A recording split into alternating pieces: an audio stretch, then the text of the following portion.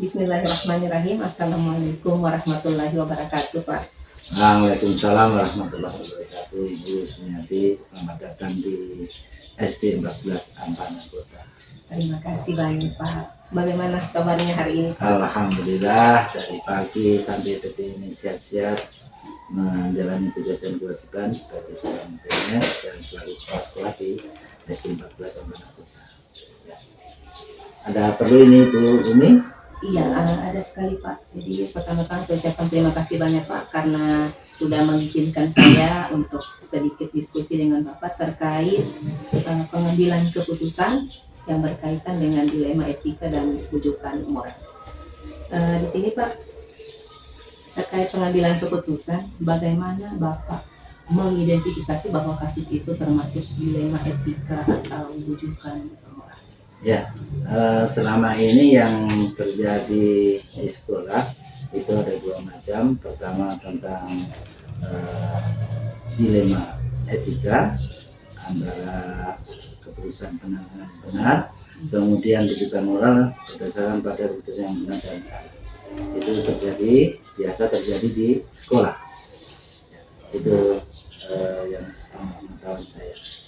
Oh iya, Pak. Jadi ada dua jenis kasus dan memang sudah biasa terjadi. Kalau dilema etika berarti antara benar dengan benar. Kalau rujukan moral berarti antara benar dengan yang salah. Nah, selama Bapak menjalankan kepemimpinan di sekolahnya Bapak, bagaimana Bapak mengambil keputusan atas dua kepentingan kasus yang memang sama-sama benar dan mengandung nilai-nilai kebajikan? Ya, baik.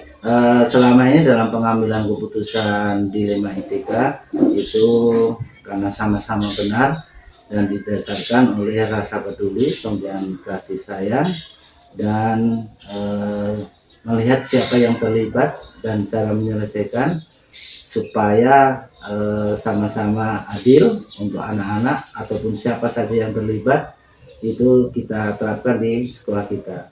Namun yang sampai saat ini alhamdulillah selama sekolah dibuka ini belum terjadi hal yang seperti itu. Tapi itu secara pengetahuan seperti itu. Baik, Pak, terkait dengan pengambilan keputusan yang sudah Bapak lakukan dari tadi berdasarkan rasa peduli, kasih sayang, kemudian melihat siapa yang terlibat dan memutuskannya secara adil, seadil-adilnya itu, adakah langkah atau prosedur yang sudah biasa Bapak lakukan untuk pengambilan keputusan yang seperti ini? Ya, langkah-langkah yang diambil tentunya dalam hal ini pertama kita mengoreksi data atau melihat kasus seperti apa, kita analisis dulu, kemudian kita libatkan semua yang terlibat, kemudian kita panggil bersama-sama, kita analisis bersama sehingga mana yang keputusan yang terbaik itulah yang kita ambil untuk pengambilan keputusan itu. Karena biasanya kalau tidak dua-dua atau tidak yang terlibat kita panggil tidak adil dari sebagian itu. Nah, itu jawaban saya. Oke, baik, Pak, berarti berlandaskan keadilan, Pak, itu yang utama, Pak, ya? Ya. Nah, dari hal-hal yang sudah Bapak utarakan tadi, hal apa yang sudah Bapak anggap paling efektif dalam pengambilan kasus-kasus terutama yang berkaitan dengan dilema etika? Yang saya pernah alami ini tantangan-tantangan yang misalnya benar dengan benar itu, misalnya berkaitan dengan kebiasaan untuk orang tua. Biasa orang tua dengan orang tua di rumah kemudian disampaikan di anak-anak atau menjadi perbantahan atau kasus, tapi itu sedikit sekali yang seperti itu. Tapi yang sesungguhnya adalah yang relevan dengan situasi sekarang kan harus disampaikan secara terbuka. Jadi seperti itu harus kita data sedetail mungkin, kemudian kita paparkan atau kita sebelum ambil kesimpulan kita refleksi ya semua siapa semua yang terlibat dalam hal tersebut sehingga sama-sama dan saling membuka diri, kemudian kepuasan tidak hanya dalam satu pihak tapi dua pihak atau semua pihak itu saling puas. Itu menurut saya. Baik, Pak. Nah, terkait keefektifan yang tadi itu, Pak, Ya. tantangan yang paling sering Bapak temukan ketika mengambil keputusan atau membuat keputusan yang berkaitan dengan dilema etika.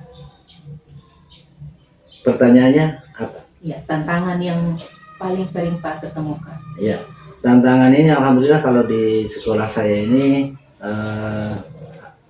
terjadi itu masih untuk ukuran saya itu masih dalam taraf ringan, belum terlalu berat karena belum melebar kemana-mana dan memang dalam masih dalam ruang lingkup anak-anak, belum sampai ke luar ranah di luar sekolah, jadi masih di seputaran anak-anak punya masalah, sehingga kita guru-guru bekerja sama untuk menyelesaikan masalah-masalah tersebut. Itu jawaban saya, mungkin seperti itu yang saya alami dan saya sampaikan dan saya kolaborasi dengan teman-teman seperti itu. Berarti selama ini Bapak kasus yang terjadi di sekolahnya Bapak itu masih terbilang ringan karena masih seputaran Iya, anak-anak saja. belum melibatkan misalnya anaknya, karena ada biasa kalau di SD besar kan anaknya pejabat. Nah, kalau ini kan alhamdulillah kita kan di daerah bukan juga mengesampingkan orang tua, tapi alhamdulillah selama saya di sini tidak terjadi problematik sehingga menimbulkan anunya orang tua, belum pernah. Jadi masih ringan-ringan lah ya, dan kita bisa antisipasi dan kita bisa atasi masalah-masalah tersebut selama di sekolah ini ya, begitu. Baik Pak, selama Bapak menangani satu kasus baik itu dilema etika atau rujukan moral, apakah Pak punya jadwal, misalnya kasus yang terjadi hari ini mungkin Pak jadwalkan akan diselesaikan di hari apa, mungkin apakah punya jadwal seperti itu Pak? Baik, kalau untuk kasus ringan itu biasa kita langsung selesaikan hari itu juga, yang ringan-ringan. Tapi kalau alhamdulillah memang saya belum, alhamdulillah selama ini saya belum dapatkan masalah-masalah yang berat, sehingga kalau sesuai prosedur kan kita harus jadwalkan yang berat-berat. Iya. Kita undang orang tua, kemudian kita temukan dengan masalah, tapi alhamdulillah yang ringan tadi kita bisa selesaikan dalam satu waktu, artinya satu kali waktu selesai. Tapi kalau untuk misalnya tidak mungkin terjadi atau kemungkinan terjadi, ya kita bisa jadwalkan atau kita bisa mengambil langkah yang bagus untuk rencana pengambilan keputusan itu tidak hanya satu waktu. Kalau misalnya masalahnya besar, itu kalau masalahnya besar kita harus analisis benar-benar, kemudian cari waktu lain, kemudian kita undang, misalnya kita libatkan semua supaya tidak terjadi hal-hal yang tidak diinginkan.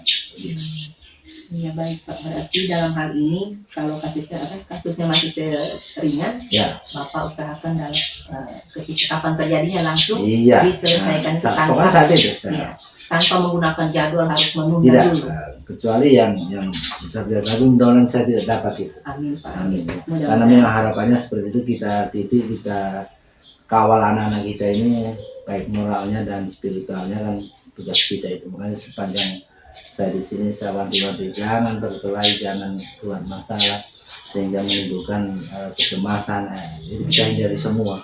Tapi kalau toh misalnya Ibu tanyakan ada jadwal, memang kalau sesuai dengan yang berat ya itu, kalau misalnya berat memang kita harus butuh waktu lain, karena tidak bisa misalnya sudah berat langsung hari itu juga diselesaikan, kan tidak mungkin. Nah, apalagi yang satu misalnya sudah melapor, kemudian belum diundang, kemudian satu tidak ada, kan harus pakai waktu lain, jadi harus dijadwalkan. Tapi alhamdulillah mudah-mudahan saya tidak dapat di sini ya, harapan saya itu. Pak, pertanyaan selanjutnya, selama Pak memutuskan satu kasus atau mengambil satu keputusan, adakah faktor-faktor atau orang-orang yang terlibat ketika Pak mengambil satu keputusan? Kalau sekali lagi, kalau saya selama di sini alhamdulillah masalah-masalah itu saya belum melibatkan, karena kita di sini alhamdulillah bisa mengatasi karena masih tergolong tadi sekali lagi masih ringan, sehingga masalah-masalah tersebut selesai di sekolah. Artinya yang terlibat hanya sebatas kita di sekolah, guru-guru dan saya selaku kepala sekolah dengan anak-anak. Untuk pelibatan yang secara di luar sekolah itu alhamdulillah sampai sekarang belum terjadi, karena memang saya berusaha untuk menjaga keamanan dan hal-hal yang tidak diinginkan di sekolah ini. Itu jawaban. Tapi kalau misalnya seperti yang disampaikan dari awal tadi tentang masalah yang besar atau tantangan yang berat, itu memang harus melibatkan. Artinya contoh misalnya peran komite harus kita libatkan, kemudian wakil-wakil orang tua yang terdekat, walaupun dia bukan anggota komite, kan kita di sini dekat-dekat boleh. Ya. Tapi alhamdulillah selama ini kita standar, artinya aman-aman dan anak-anak kita bisa kawal. Alhamdulillah. Baik Pak, pertanyaan terakhir. Dari tadi diskusi ringannya kita terkait dilema etika sama bujukan moral ini, apa pelajaran yang bisa Pak ambil dari? Ya, pelajaran yang saya ambil adalah tentunya pertama tentang prosedur langkah pengambilan keputusan yang tepat tentang dilema etika ataupun bujukan moral. Memang secara prosedural ini kan belum ada. Nanti ada CKP ini baru ada. Artinya, tapi tahapan-tahapan itu setelah kita lalui secara tidak langsung. Nah, tahapan-tahapan prosedurnya itu walaupun tidak sesempurna yang diharapkan di CKP, tapi di lapangan kita sudah melaksanakan. Seperti contoh kasus tadi kan yang ringan-ringan, tanpa menunggu waktu kita olah, kita data, kita analisis, kemudian kita simpulkan siapa yang salah, siapa yang benar. Sehingga saat itu juga kalau misalnya perkelahian tentang yang ringan-ringan, misalnya masalah bola, kan ini sini kan main bola senang sekali anak-anak ini, tidak bisa salah sedikit kita contoh, nah tapi alhamdulillah bisa kita atasi, sehingga guru-guru itu saya bilang kasih selesai, jangan sampai di rumah, sehingga orang tua di rumah tidak was-was. Itu yang kita harapkan dari anak-anak kita ini, keluar dari rumah sampai di sekolah, masuk lagi di rumah itu nyaman belajarnya. Itu yang, tapi secara praktik langsung, walaupun bahasanya berbeda, itu tahapan-tahapan tentang dilema etika ini sudah kita terapkan. Alhamdulillah, sekali lagi kalau untuk kasus-kasus yang besar kita belum dapatkan, dan saya tidak berdoa itu. Yang bujukan moral, yang untuk bujukan moral itu memang biasa terjadi antara versi yang benar salah tadi. Alhamdulillah kita belum ada, karena memang itu sangat berat kalau itu. Ya. Apalagi saya pengalaman di SD saat itu kita lama mengundang orang yang terlibat itu lama, sehingga kita terjadi proses penyelesaiannya itu harus seadil-adilnya, kemudian kedua belah pihak bisa menerima. Itu kan, ini kan sesungguhnya kalau di sekolah ini kan sama dengan cara mengatasi BK kan, bimbingan konseling sesungguhnya, cuma dibahasakan di JKB ini dilema etika, karena ada yang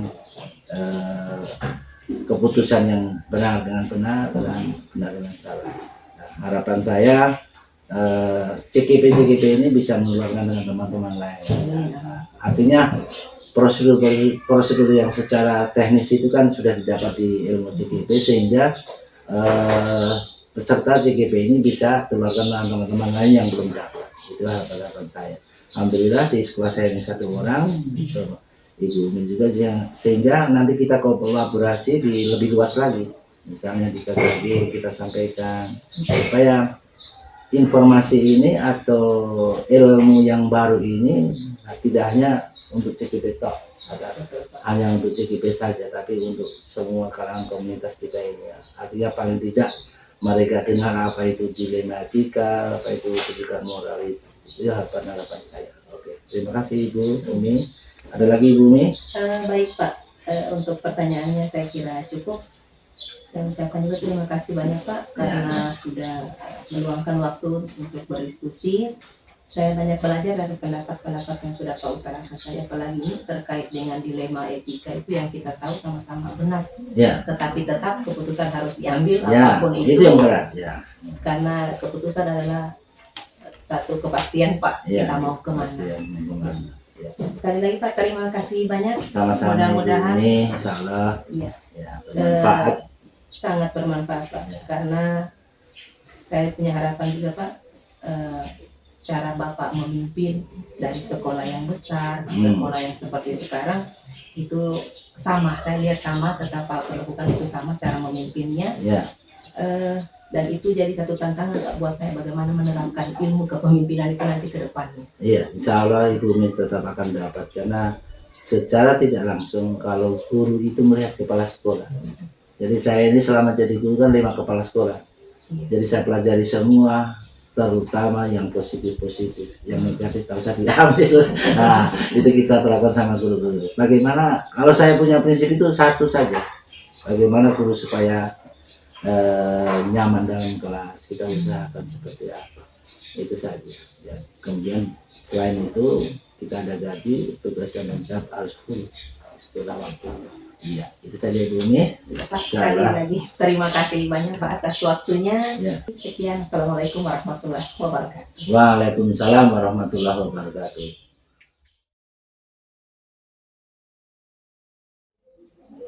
Assalamualaikum warahmatullahi wabarakatuh Ibu. Waalaikumsalam warahmatullahi wabarakatuh. Bagaimana kabarnya hari ini Ibu? Alhamdulillah baik.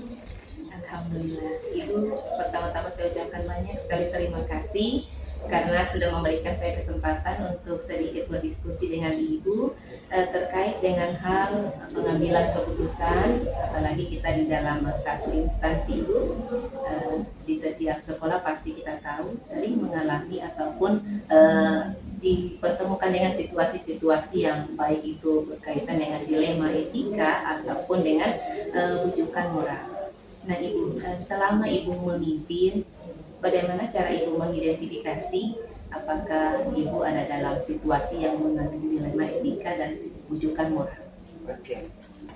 Selama ini ketika saya memimpin di sekolah ini, antara rujukan moral dan dilema etika itu sering terjadi. Yang sering saya rasakan itu yang sulit saya untuk menganalisa itu adalah pada dilema etika. Kasus-kasus mana yang merupakan, kan kalau rujukan moral itu kita langsung tahu benar salah, ya. Nah, tetapi kalau dilema etika itu kita harus mencari tahu kenapa ini terjadi dan apa sebabnya. Nah, ketika kita salah menentukan, itu bisa-bisa menurut kita itu adalah rujukan moral, padahal dia masuk pada dilema etika. Oleh sebab itu saya mau analisa dulu tentang kasus yang terjadi di sekolah. Setelah itu, setelah saya pelajari, oh ini masuk pada dilema etika. Nah, yang terpenting di sini harus saya pelajari dulu apa sebenarnya itu kasus yang terjadi. Baik Ibu, berarti cara Ibu mengidentifikasi di sini adalah Ibu menganalisis dulu seperti apa kasusnya sehingga Ibu bisa membedakan apakah dia masuk dilema etika atau rujukan moral. Baik Ibu. Nah, selama Ibu menghadapi kasus-kasus seperti ini, ketika Ibu menjalankan atau mengambil satu keputusan, bagaimana Ibu menangani masalah tersebut jika memang itu sama-sama berada pada kepentingan kedua-duanya benar?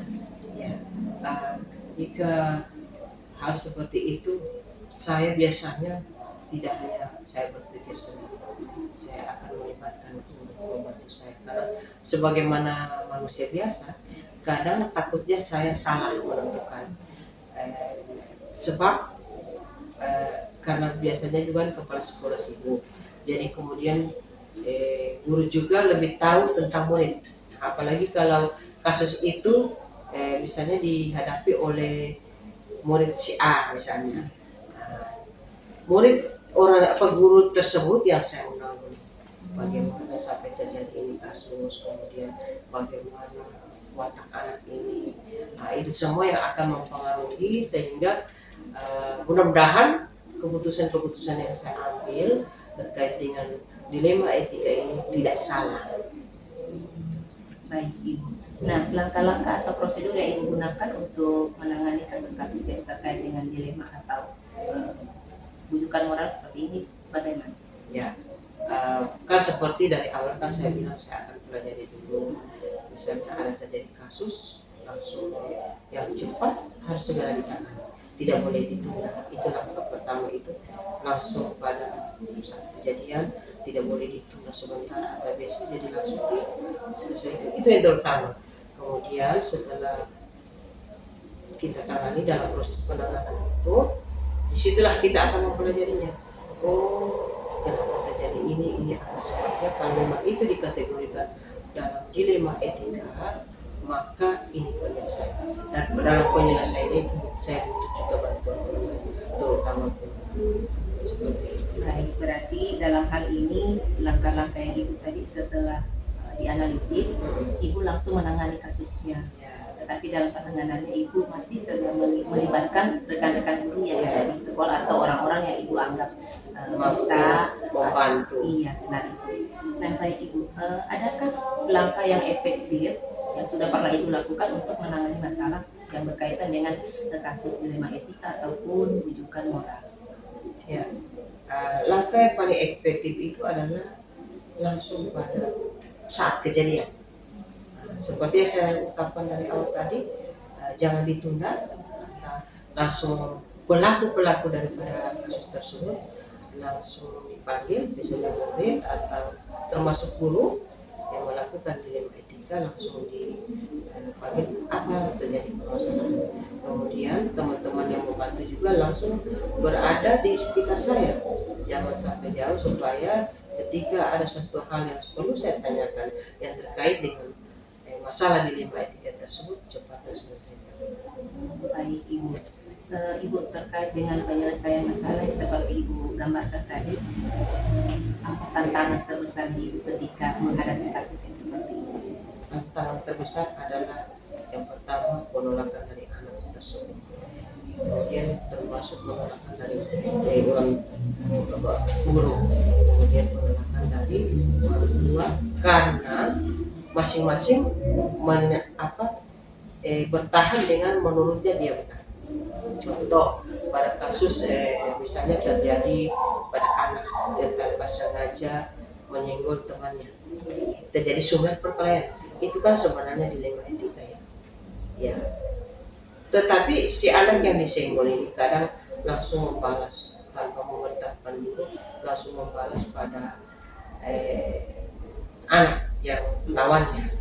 Nah, setelah itu nanti guru akan menjadi masalah karena merasa dua-duanya ini benar, karena dia disenggol dia balas, padahal seharusnya dia langsung melaporkan guru di sekolah sebagai orang tua untuk menangani masalah. Nah, pada saat itu jika kita membiarkan hal ini akan menjadi tantangan saya, akan biasanya terbawa sampai ke luar, kemudian sampai ke orang tua. Itu yang menjadi, apalagi orang tua yang tidak tahu seluruh apa persoalan yang sebenarnya terjadi di sekolah, itu akan merembet, kemudian sekolah orang tua langsung berkesimpulan bahwa sekolah tidak mampu menangani. Nah, jadi itu termasuk dari murid itu sendiri, kemudian guru yang biasanya tidak mampu menangani masalah, kemudian orang tua. Baik Ibu. Nah, Ibu, berkaitan dengan tantangan ketika menyelesaikan satu permasalahan, apakah Ibu punya jadwal atau katakanlah waktu, misalnya kejadian yang hari ini atau berkaitan dengan apakah kasusnya berat ataupun tidak, Ibu menyelesaikannya mungkin dijadwalkan di kapan? Apakah Ibu seperti itu kejadian? Saya sudah menyinggung dari awal, yang paling tepat saya gunakan adalah ketika terjadi kasus langsung ditangani. Jadi seperti itu. Jadi saya tidak menjadwalkan, ketika terjadi persoalan-persoalan yang menyangkut baik itu berupa dilema etika maupun dilema moral, langsung ditangani. Biasanya yang menangani guru, tetapi saya langsung masuk juga karena takutnya biasanya ada ketidakpuasan kedua belah pihak. Jadi termasuk karena saya maunya tuntas, jangan sampai berlarut-larut. Biasanya kan orang tua biasanya tidak puas hanya satu masalah dengan guru tanpa diketahui pula. Oleh sebab itu saya tetap bersama guru itu sama-sama untuk menyelesaikan persoalan, kecuali yang saya tidak tahu. Berarti dalam hal ini Ibu memang ketika terjadi satu masalah di sekolah, apakah itu berkaitan dengan murid atau dengan guru, Ibu secepat mungkin langsung menangani, kemudian melibatkan juga guru-guru yang ada di sekolah. Nah Ibu, dalam pengambilan keputusan ada beberapa hal yang memang guru tidak bisa langsung mengambil, pasti akan melimpahkan lagi kepada kepala sekolah. Nah, dalam pengambilan keputusan yang memang penyelesaiannya atau keputusannya harus dari ibu, siapa nih atau faktor-faktor apa saja yang bisa membantu ibu, faktornya ataupun orang-orang yang membantu ibu dalam pengambilan keputusan tersebut. Oke. Sebagai kepala sekolah, kami juga ada pendampingan dari pengawas. Salah satu hal yang didampingi oleh pengawas adalah termasuk bagaimana kegiatan-kegiatan sekolah, termasuk dalam masalah-masalah seperti rujukan moral dan dilema etika. Nah, walaupun memang biasanya pengawas tidak sering datang, tetapi ketika kami lewat K3S ataupun lewat cacat di K3S selalu disampaikan bagaimana menangani kasus-kasus yang terjadi di dalam sekolah yang termasuk dilema etika dan rujukan moral. Jadi dalam hal ini pengawas itu sangat berperan terhadap saya dalam pengambilan keputusan, termasuk ketua komite dan tokoh masyarakat yang di sekitar sekolah ini yang saya anggap mampu memberikan arahan dan bantuan kepada saya dalam pengambilan keputusan. Yang bagus sekali, berarti ibu di sini memang mengedepankan kolaborasi dengan banyak sekali pihak, baik itu melalui media ataupun bertemu atau tatap muka secara langsung. Baik ibu, dari tadi perbincangannya kita atau diskusi ringannya kita tentang pengambilan keputusan, apa yang bisa ibu petik dari pembicaraan kita hari ini? Ya, yang bisa saya petik dari pembicaraan kita bahwa jangan menganggap remeh kasus-kasus yang terjadi di sekolah yang menyangkut rujukan moral dan dilema etika. Dan yang paling mendasar adalah ketika terjadi kasus jangan dilama-lamakan, harus segera diselesaikan secara tuntas agar persoalan itu cepat selesai. Terima kasih banyak atas waktunya. Dari diskusi kita hari ini, saya banyak mengambil pelajaran terkait dengan pengambilan keputusan nanti, karena tidak menutup kemungkinan kita semua akan menjadi pemimpin, sehingga cara-cara atau trik yang sudah ibu terapkan itu saya berharap juga bisa saya terapkan nantinya, insya Allah di kemudian hari. Ibu sekali lagi terima kasih banyak atas waktunya. Saya ucapkan semoga ibu tetap sehat. Alhamdulillah, amin. Tetap sukses ibu dalam pekerjaannya. Sekian, assalamualaikum warahmatullahi wabarakatuh. Waalaikumsalam warahmatullahi wabarakatuh.